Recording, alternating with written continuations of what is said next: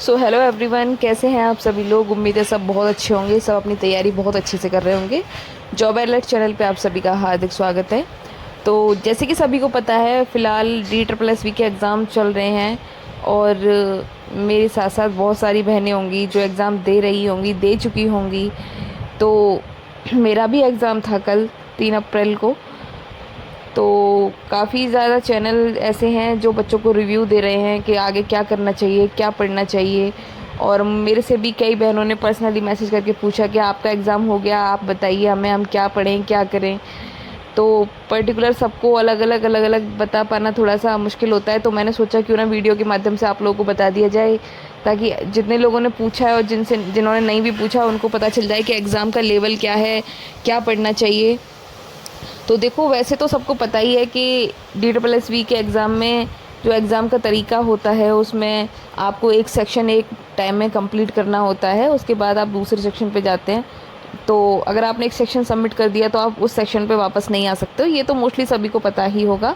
तो हम बात कर लेते हैं एग्ज़ाम की। तो सबसे पहले जो ये मतलब जो लोगों ने ऐसे चीज़ें बना रखी हैं चारों तरफ कि एग्ज़ाम बहुत ईजी आ रहा है, बहुत मतलब आप CTET का पढ़ लो, सिर्फ CTET का पढ़ के काम हो जाएगा, ऐसा कुछ नहीं है। एग्ज़ाम आप इजी नहीं कह सकते, आप मॉडरेट टू हार्ड एग्ज़ाम कह सकते हैं। क्योंकि मैं आपको बताती हूँ कि सबसे पहले ये लोग, जब एग्ज़ाम हमारा स्टार्ट होता है, सबसे पहले हमारा जो खुलता है रीजनिंग का पोर्शन खुलता है। तो सबसे मेन चीज़ क्या है DSSSB के एग्ज़ाम में? Time management. जिसने अपना टाइम मैनेजमेंट कर लिया अच्छे से, उसका एग्ज़ाम अच्छा हो जाएगा। सबसे बड़ी चीज़ है टाइम को मैनेज करना। तो सबसे पहले रीजनिंग का पोर्शन ओपन हुआ था मेरे में। तो रीजनिंग में मोस्टली क्वेश्चन इजी थे, मेरे अकॉर्डिंग मोस्टली सारे क्वेश्चन इजी थे। कुछ क्वेश्चन थे जो थोड़े टाइम टेकिंग थे, जैसे कि सीरीज़ वाले क्वेश्चन थे कि जैसे 7 व्यक्ति हैं और इसको यहाँ बिठाया गया है, इसको यहाँ बिठाया गया है ना। या फिर इस तरीके से कि जैसे सोमवार से शनिवार तक लेके इनको ऑफिस जाना होता है, इस दिन ये ऑफिस जाता है, इस दिन ये ऑफिस जाता है। इस तरीके से उनको सीटिंग अरेंजमेंट में बिठाया गया था और फिर पूछा गया था कि मतलब कि जैसे ए से आगे कितने लोग हैं, या इस दिन कौन व्यक्ति ऑफिस जाता है। इस तरीके के 3 से 4 क्वेश्चन मेरी शिफ्ट में थे, मेरी 3rd शिफ्ट में एग्ज़ाम था कल।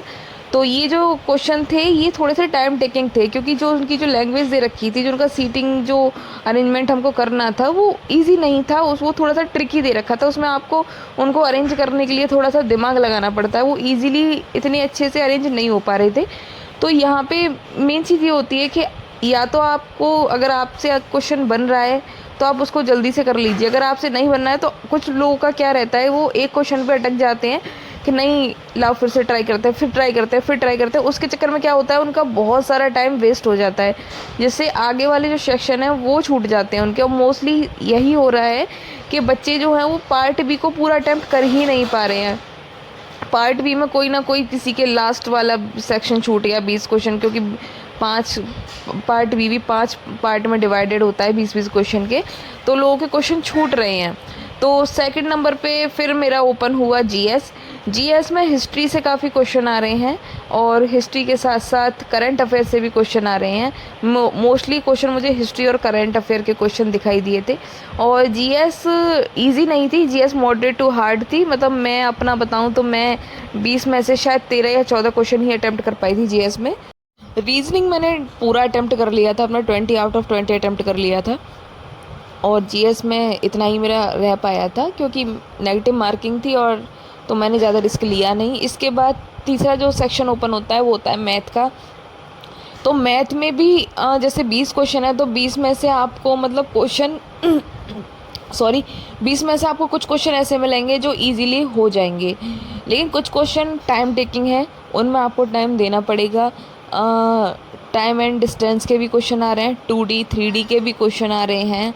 इसके अलावा टाइम एंड वर्क से भी क्वेश्चन आ रहे हैं। मेरे में पाइप और टंकी का क्वेश्चन आया था, और रेलगाड़ी वाला क्वेश्चन भी आया। तो रेलगाड़ी वाले 2 क्वेश्चन थे, पाइप एंड टंकी के भी 2 क्वेश्चन थे। 3D के मेरे में 3 क्वेश्चन थे, और CI और SI से भी मेरी शिफ्ट में क्वेश्चन था। प्रॉफिट और लॉस से भी मेरी शिफ्ट में क्वेश्चन था। और इसके अलावा सिंप्लीफिकेशन से 2 क्वेश्चन थे। तो इस तरीके से मेरी शिफ्ट में मैथ का पोर्शन था। मैथ में भी मेरा मैथ नॉर्मल है, मैं मैथ में एवरेज स्टूडेंट हूँ, तो मैंने 15 क्वेश्चन अटैम्प्ट किए थे मैथ में। और हालांकि मैं बाकी के जो 5 क्वेश्चन थे मैं उनको कर देती, मेरे को थोड़ा सा उनमें टाइम देना पड़ता, लेकिन इतना टाइम नहीं था तो मैंने उनको स्किप कर दिया। उसके बाद आपका ओपन होता है इंग्लिश। तो इंग्लिश का मैंने ये देखा कि मैंने जैसे और कॉम्पिटिटिव एग्ज़ाम दिए हैं उसमें इंग्लिश की बुकैब वगैरह जो होती है वो अच्छी खासी आती है, लेकिन मुझे इसमें जो बुकैब आई थी वो मुझे मतलब ऐसे वर्ड थे बुकैब के जो आपकी मतलब लैंग्वेज में, जो डेली लैंग्वेज में यूज़ होने वाले वर्ड होते हैं, मतलब वो वर्ड आपने कहीं ना कहीं सुने होंगे। मतलब मैं जब अटैम्प्ट कर रही थी तो मुझे लग रहा था कि हाँ मैंने पढ़ा है इसको मतलब। और इंग्लिश की बुकें भी ईजी आई थी, और बाकी के मतलब जो क्वेश्चन मतलब पैराजम्बल्स आए थे, अरेंजमेंट करने वाले जो क्वेश्चन होते हैं, कुछ फिल इन द ब्लैंक्स भी आए थे। और पैराग्राफ जो मेरे में आया था, पैराग्राफ काफ़ी इजी था, लेकिन जो पैराग्राफ के क्वेश्चन थे वो क्वेश्चन नहीं बन पा रहे थे। इनफैक्ट मेरे से ही नहीं, मैंने काफ़ी लोगों से पूछा तो मोस्टली सभी लोगों के साथ ऐसा हुआ, क्योंकि क्वेश्चन थोड़े से ट्रिकी थे। पैराग्राफ इजी था, लेकिन आपको क्वेश्चन बनाने के लिए उसको पैराग्राफ को बार बार रीड करना पड़ेगा, इस तरीके से पैराग्राफ दिया गया था। तो इस तरीके से इंग्लिश का पोर्शन था। उसके बाद इंग्लिश के बाद फिर ओपन होता है हिंदी, सबसे लास्ट में आपका फर्स्ट जो पार्ट है उसमें फिर हिंदी ओपन होता है। हिंदी बहुत इजी आई थी, मतलब अगर किसी ने थोड़ी भी हिंदी पढ़ रखी होगी तो वो हिंदी बहुत अच्छे से अटैम्प्ट कर लेगा। हिंदी में कारक विभक्ति से 3 से 4 क्वेश्चन थे, जिसमें फिल इन द ब्लैंक्स था। उसमें दे रखा था कि मतलब इस बात, जैसे एक सेंटेंस दे दिया उसमें एक फिल इन द ब्लैंक्स दे दिया कि आप इसमें यहाँ पे कौन सी कारक विभक्ति यूज़ होगी, इस तरीके से।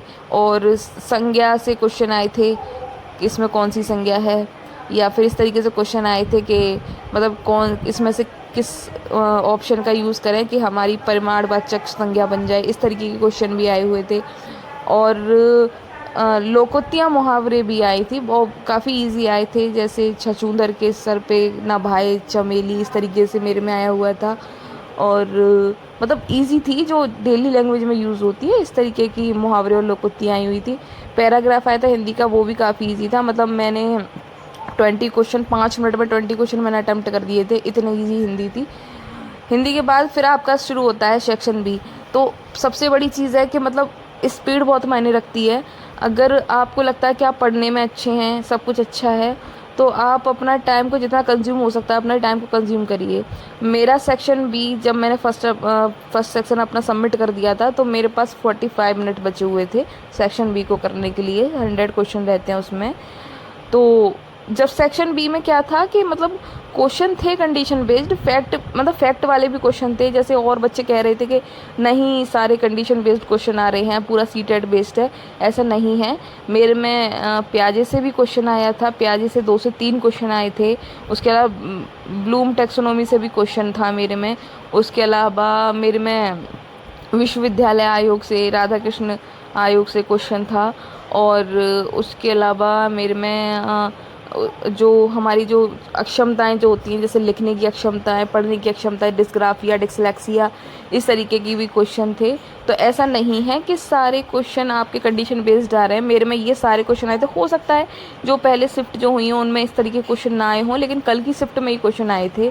तो आने वाले जो भी लोग हैं वो एक बार इन चीज़ों को, प्याजे से कई क्वेश्चन थे, ब्लूम से क्वेश्चन थे, और कुछ इंग्लिश के भी क्वेश्चन मर्ज होके दे रखे थे पार्ट बी में।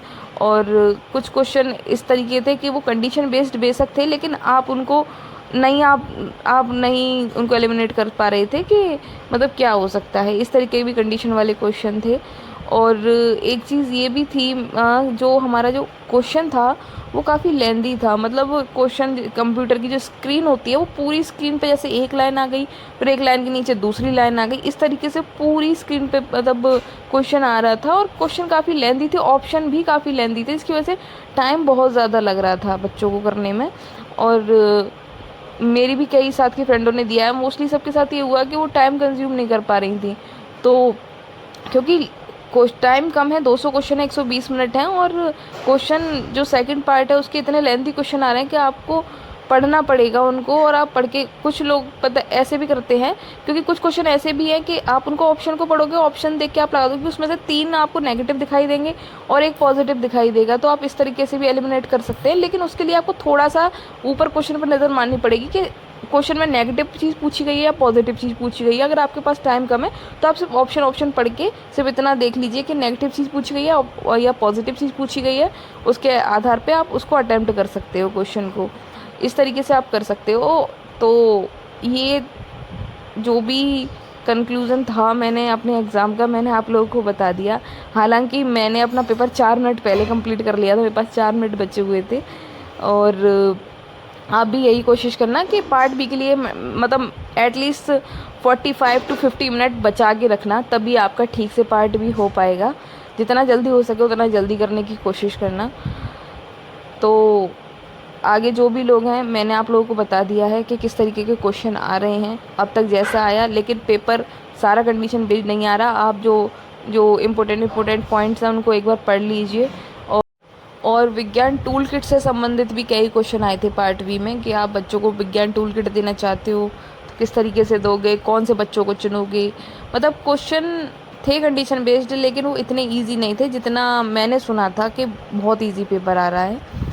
तो ये ओवरऑल कंक्लूज़न था मेरी शिफ्ट का जो एग्ज़ाम है। और मैंने काफ़ी लोगों से बात भी करी, तो जो मेरे एक्सपीरियंस था, मोस्टली सभी का एक्सपीरियंस वही था।